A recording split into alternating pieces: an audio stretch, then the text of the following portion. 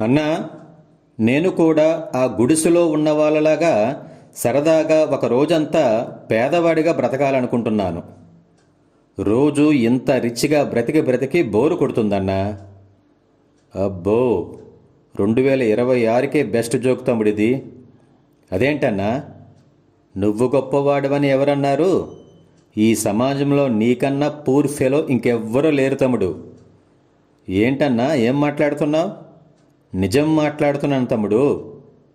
ఎందుకంటే రోజంతా టీవీ చూస్తూ ఉంటావు, ఒక్క మంచి అలవాటు కూడా లేదు. జీవితం పట్ల ఒక ప్యాషన్ లేదు. ఎప్పుడూ కంఫర్ట్ కోసం ప్రాకులాడుతూ ఉంటావు.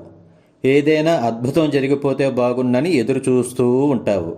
ముఖ్యంగా ఎప్పుడూ ఇతరులను నిందిస్తూ ఉంటావు. ఇలా నీ గురించి నేను చెబుతుంటేనే నాకు అసహ్యం వేస్తుంది. అలాంటిది వాటితోనే నువ్వు బ్రతుకుతున్నావు. పైగా వాళ్లను పేదవాళ్ళు అంటున్నావు. రిచ్ అంటే మనస వాచ కర్మణ ధర్మంగా జీవించడం తమ్ముడు.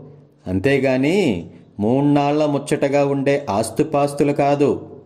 జాగ్రత్త మరి. ఉంటా. జై హింద్.